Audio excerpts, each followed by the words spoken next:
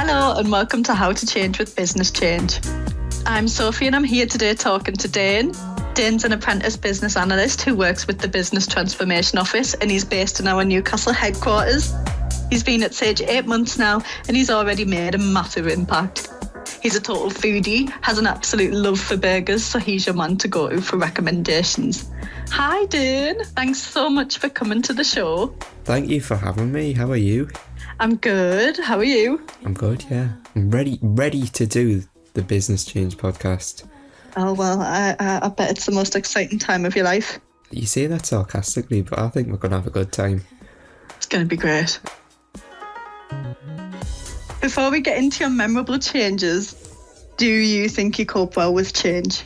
I'd say yes. I think I kind of take change in my stride. I often don't think of it as change, but I just see it as like, yeah. Well, it just happens and you're like, well, this is life. I'd probably say a bit more of a vulgar phrase than this is life. You can take a guess at what that is. Don't know what you're talking about. Okay, so do you want to tell me about one of the most memorable changes that you've been through? We'll go back to a time of...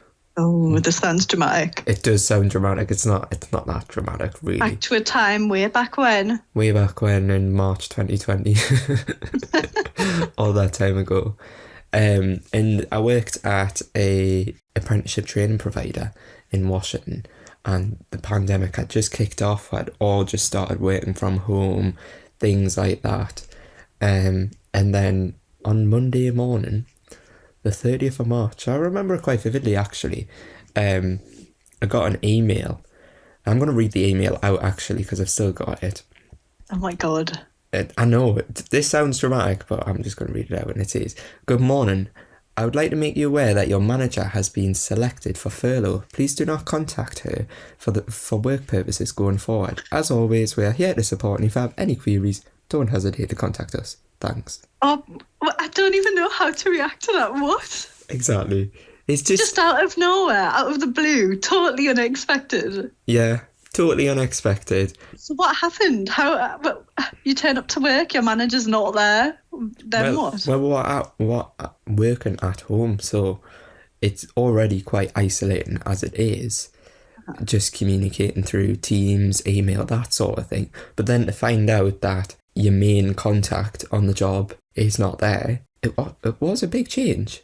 And it all happened on a Monday morning, which, yeah, it might happen on a Tuesday, but Mondays, no thank you. Nobody likes Mondays. No. Your manager leaving ship is definitely not what anybody needs on a Monday. No, not at all. And I think from that, it kind of leaves you questioning a lot of things, because you're kind of like, well, where do I turn from here, sort of thing. And who's going to tell you to do your work? And yeah, I mean, so many questions. What could have even prepared you for that? There was kind of a sense in the air. So that on the Friday before, the had said we're selecting some people for furlough. You kind of presume from that the people for furlough, they would select maybe cleaners and auxiliary staff who work in the college, because like, if we're all working at home, why are they cleaning a building, sort of thing?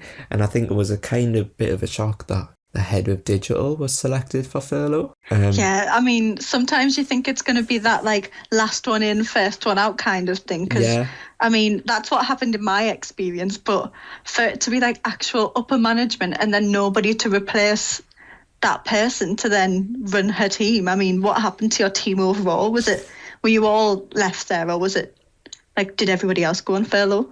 There was 5 of us in our team, and that was reduced to me, who was marketing and design, and a guy called Sam, who was a learning developer. Slightly different roles, don't really go hand in hand, but we're all sat in the digital function and were led by the head of digital. So it's not like we could easily do our jobs together and easily take over everything that the rest of the team were doing, because we had totally different skills. It sounds awful. Do you think they could have maybe like managed it better or made you more prepared for it? Or was it just COVID came out of nowhere? So I mean, I imagine like there were so many other people in the same situation as you. Yeah, but I still think the communications part is key to that. Mm-hmm. So that bit of finding out on a Monday morning via an email is was a really short and snappy email as well. It was like, okay, bye, job done. Yeah, it's not even like why they were selected or anything like that. It is very simply, your manager is on furlough, we are here to support. And coming from HR, it's kind of funny because, yes, I was obviously competent in my role and knew what I needed to achieve every single week. But there's still times when you need to just ask your manager, oh, what do you reckon of this and that sort of thing? And how can someone from HR turn around and say, oh yeah, that's good, oh yeah, that's bad? Yeah, when they have no experience in it. Yeah, and especially when you're in a position where you're serving your customers are learners who are trying to get the most out of their education, and vast majority of them are apprentices who have been furloughed anyway, and then running on bare minimum staff. It just I honestly can't imagine getting something that's going to like totally change the way that you work in a one-liner email without any reasoning, any future plans. No, don't worry about it, like, you're fine, we're gonna like, it's totally out of the blue. Yeah, not even anything to say, even if there was a one-liner email and then another line that said, we will have a catch-up later today in a meeting, something like that. That would kind of something soften to offer the blow. more information. Yeah, kind of to have that one-to-one conversation, especially when we're all already isolated anyway, away from all human contact out of our own families or groups or whatever. It's just like, all of a sudden, stop, you've got no contact to your business because... Like, if my manager was to go now, I would go to my team. But then when your team goes as well, who do you turn to? Because if everyone was to go at Sage, I wouldn't then go and talk to the CEO about something that my manager would be dealing with, because it's too high up the food chain sort of thing. Yeah, I mean, you're totally right. You can't exactly go like waltzing over to the CEO and being like, oh, can you just check this email for me? Am I doing this quite right? Like, you know what you're doing. You just want a little bit of reassurance and support. And when that's not there, it is a big change to get your head around and to kind of adapt to. And it's kind of like navigating somewhere that you can't really see as well. Yeah. So... I mean, I'm totally with you. I totally understand that this change was huge and it was unexpected and sounds absolutely awful, to be honest. But did it end up benefiting you in any way, or was it all bad? So this is the funny thing, actually. While I was doing the role, obviously, I was doing it myself, and then had to grow quite close to the other lad, Sam, to be able to run everything digital. Now, primarily my role was marketing, social media, design, preparing that sort of thing for our learners to engage in that sort of way, and it suddenly changed to managing everything digital. Now, part of what Head of Digital was aiming to do was working with the other two colleagues to basically implement Microsoft Teams so that the students could keep learning. But they were put on furlough before that project had even completed. So then all of a sudden, it was like the next day, I think we met up with some of the senior managers and they were like, oh, but we still need a collaboration tool implemented. So I had to very quickly implement that and manage it. And I wouldn't say I'm not tech savvy, but I wasn't experienced in managing a full Microsoft platform for a college of end-to-end project that probably should have been managed by maybe more than one person. Have like that level of support. I mean, and I know that's crazy that you did that on your own. I know it's say that whole Microsoft Teams implementation project took about 6 months and we achieved it in about a week. About a week, yeah. Well, I get that's so fast paced, like your manager's leaving, you need to do this, you need to do this, like that's so quickly you're going to have to adapt. Yeah, and even things down to ran short courses for people who are claiming unemployment benefits, and they aren't the sort of people who would use Microsoft Teams. They weren't experienced, they didn't have access to the technology, and everything down to supporting those learners to get onto Microsoft Teams, making it as easy as possible to ensure that the learning could continue taking place, because if this learning didn't take place, essentially they don't get the funding from the government to be able to pay our salaries. So it had to be done just obviously on the bare minimum staff, and especially when my role was marketing and design, it was a big change. But I think the transferable skills from I mean, there's so many different things that you have to consider that just aren't on the surface that people sometimes miss when they are going through a change like that. I would say the transferable skills that discussing with the learners, talking to customers, that tone of voice sort of thing came in really helpful when we're trying to engage learners, because I would never engage with learners really. Might put out a social media post to say we're doing this week, but it would never be a physical engagement one-to-one to learners. And I think because I had that experience of doing it on a broader scale, it was really helpful for the learners to have that support there. So I think it sounds like you handled it really well. I think in the Something end was totally thrown at you and you managed to like maintain your department and work with somebody who you didn't expect to be working with so closely. And how many people did that end up impacting? Clearly all of the students at the place that you were working. Yeah, so all of the students, I think there was 2,000 students on roll, and then I think I want to say 50% of the workforce, so 50% of colleagues were furloughed. So that it was a lot as well, and even things down to obviously you do enrolment forms when you do go on courses. We weren't in an office, we weren't able to print out these massive long enrolment forms. Everything was redeveloped digitally and to the government standards to get signatures and things like that, and getting these out to learners, the constant communication. And I think partly from the back of my mind, because of the lack of communication about the change, that kind of helped me think, well, I want to create that constant communication with the people learners. Always know where they stand. Yeah. Mm-hmm. You don't want like people to disengage or not be certain about whether they can come back and do what they wanted to do. I think it was really good that you managed that so well and that you put out those comms. Otherwise, I mean, when you're in a role like that, more like students, you get really stressed out when you don't know what's going on. They need to have their weeks planned and they're not always the same. So you definitely needed to provide that information for them. Mm-hmm. Yeah, definitely. And I think to go back to your question, I know I waffled on for absolutely ages there, but to go back to your question... You did not waffle. The positive change that came out of that was the resilience I developed. And then when I applied for this job at Sage, one of the interview questions was, what was a change that you dealt with? And I think because I was able to articulate that so well... You just came strutting in like, wow, the world's biggest one ever. This entire thing came and wiped me out. Listen to my tale. Basically, and now everyone started listening to it on the podcast.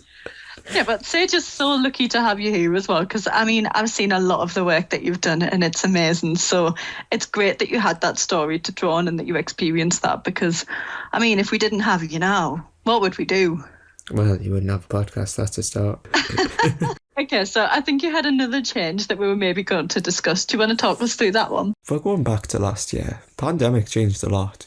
I say a lot. It was, sounds like your entire life changed. Yeah, you could say that, but it didn't really, because it's now more or less back to normal. Obviously staying in the house a lot. So I used to work in Washington. I live in Newcastle. So I was getting up at 5:30 every morning, straight away on the bus, 3 buses there, then the metro, just to get there for 7:30 every morning, and then staying there till 4:30, 5 o'clock every night, and the same back. And obviously you're working in a college, so you're on your feet constantly, up and down. You never just sat at a desk. So I think a big change was all of a sudden I was sleeping in my office, because obviously I was working from home. So the commute really got quite short, from about 2 hours to about 2 footsteps. Waltzing from bed onto a desk. Onto my desk. And the most strenuous activity was opening the laptop lid. That there alone, and then sitting all day long, not really doing anything, didn't really go out much, gets you quite agitated. It's so difficult, isn't it? Oh yeah, when you're sat all day at a computer, and when you're in the house and you're like, well, what now? You can achieve a lot because you haven't got the distractions, and then you feel like a spare part sort of thing, and then you do create distractions. Yeah. And then, so you had to totally change your routine. Essentially, I was still finishing 4:30, 5 o'clock, so it was all right finishing work, but then that extra 2 hours of no travel time, I'm just sat doing absolutely nothing. So I like the 90s. Did you box Netflix? Oh no, I actually didn't. This is one of the things people always say to me, how do you not watch Netflix? And I'm like, no, basically the titles don't tell you much about the shows, and then the descriptions are really random. So like, say it's about a couple, it's like one man, one girl, their relationship. But that doesn't tell me anything about this full 15 episode TV series, so I just can't watch them. Oh, I mean, I don't think everyone will agree with you on that, because I know from my experience, as soon as lockdown happened, I was like, okay, what's next? Next series, next one. Yeah. Next, you know, we were all part of that like Tiger King fiasco. I honestly, Like you were just in another world. I just didn't catch on to that. But what I did catch on was listen to the radio a lot. So I used to listen to Annie Mac every single night. And I'd turn it right up because why not? Know what I mean? Everyone loves a good boogie, Dane. Well, of course they do. And obviously that frustrated my mum quite a bit because she doesn't want to be listening to Annie Mac on a youth radio station while she's been working from home all day. From that, I started going for walks every single night and just listening at my headphones. Big Every night? Every night, big 10-mile walk. And then, I've got an Apple Watch and it kind of like encourages you to do it more. So you get streaks for closing your rings and things like that. So I was like, well, I need to close my rings. I need to go and do it. I'm on a 150-day streak. I need to keep going. And Dan, how long was Annie Mac playing for? 150 days. Annie Mac's on every night of the week. Maybe I need to get on this. You need to get on this, and then you're obviously hearing the brand new music and then going for a nice big walk, and then you're still engaging with people, really, because people are texting in, people are calling in, and then you're still hearing all the news and things like that, but in a more enjoyable, playful way. So going for that walk every night, it was nice, and then they gradually got longer and longer and longer. I mean, you must have felt much fitter. I did lose. Those sidewalks every day. Yeah, I did lose quite a bit of weight. I didn't get any leaner or anything like that, but I did lose a lot of weight just by going for a walk. Didn't even intend to. I just went out into the world listening to the tunes that you love. Yeah, it wasn't intentional to go out and be like, well, I need to lose weight. We're in the middle of lockdown. The way a lot of people did decide in lockdown that they were either going on diets or whatever. I didn't do that. I just wanted to go for a walk. And I did more or less the same route every single day, but it was just nice to get out. And I think because the weather was so nice, it was quite encouraging to go out as well. There's nothing better than fresh air. Yeah, absolutely. Nothing better than getting yourself out of the house for, even if it's just for like 5 minutes to the bottom of your street. It can totally change your mindset. Mm-hmm. And even now, when I make plans and I can't go for my walk, I get really annoyed at myself because I'm like, I just want to go for a walk. I just want to go for a little toddle by myself and listen to some music away from the world. See, this is so different compared to your last change. Like, your last change was like totally life-altering. Well, not life-altering, but like your day-to-day job totally changed. And like impacted so many people. And then this change just impacted you and made your life just better. Yeah.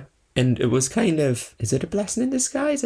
I wouldn't say it would go that far. It was just something nice to do. And I know a lot of people did have a tough time in lockdown, but I quite enjoyed that time. Just a bit of peace. Yeah, and I think after it settled down from the change at work and getting into the routine and kind of sussing out what was going on and how we were going to tackle each day, I think from that to then having that peace and going out for a walk and that sort of thing, it was nice. It was enjoyable. Yeah, I mean, I think so many people will relate to what you've just said because, I mean, I loved going out for a walk as well. And when we could only go out that one time a day, I think so many people got into that routine of walking and like it was the one thing that they had to do in their day and it really, really helped them along. Mm-hmm. Yeah, and I think because even things like the roads are so quiet, it was just I don't know, you just kind of go for a walk and you enjoy it. And then you come back and you feel kind of refreshed. Then from there, my evenings would look very similar to how they did before lockdown. Apart from not going out again, they would look very similar to like just chilling in the house. Okay, so what final piece of advice would you give listeners on how to approach change and maybe why it's important? Approaching change, I'd probably say take it with an open mind. Often people battle change and go, change is bad. Bad. It's not bad at all. It's just what mindset you apply to it. So yes, it wasn't ideal that my manager was put on furlough at work and things like that. And it did change a lot of things. However, it gave me the opportunity to try things that I would never have done in my role. Had that not happened, I wouldn't have applied for the job at Sage, that sort of thing. Everything would have stayed exactly the same because I had that different experience and had that story to tell sort of thing, which is... I mean, it totally pushed you out of your comfort zone. Yeah, it did. And building that resilience kind of does help. I think if you want to develop yourself, you've kind of got to be open to change. Like, there's often times when people are like, oh, if it's not broken, don't fix it. Well, yeah, but by changing it, we're getting better. We're improving us, we're improving systems, that sort of thing. Totally agree. And we're going to finish on what change is happening right now that excites you, and where can our listeners find out more about this change? So at the moment, the Business Transformation Office are managing the setup of the Transformation Data and Insights Centre of Excellence, which brings together sounds fancy. It brings together loads of creative thinkers from across Sage about how we present our data, how we support change, because yeah, we can say we're going to make changes, but what evidence have we got to support that? And part of that is having that kind of foundation. And Transformation Data and Insights Centre of Excellence brings together those things. So we'll be looking at Power Apps, Power BI and Smart Sheets, and how we use data to better help insights at Sage. I think over the next couple of months you're going to be hearing more and more about the COE, and it's going to be quite exciting, if I'm honest with you. It sounds really exciting. I think a lot of people will want to take advantage of that. When we get there, so at the moment it's just setting up, but when we get there and we'll have the kind of launch to further audiences in Sage, I think it'll be a really valuable asset to the business. Well, I look forward to hearing more. But overall, I mean, that's the end of the podcast. Heard about your 2 big memorable changes in your life. But I just want to say thank you for being on our show. And I'm sure a lot of our listeners will relate to what you've been talking about, because all of us have been through the pandemic. I'm sure we all know someone who's been on furlough. And I'm sure we've all took up walking briefly. I mean... Yeah, everyone's been on a walk. Yeah, and even if you just went on one walk in the middle of lockdown, you realise how quite enjoyable they are. Even if you didn't have the time, if you had kids or whatever to look after, if you didn't have the time to go on them constantly, it is nice to do it. Definitely. Well, thanks for being on our podcast. No problem. Do we say bye? I don't know, how do you end the podcast? Bye! Why don't we just leave it at this, and then people can have a laugh at how we ended the podcast? Yeah, fair enough. Okay, stop recording.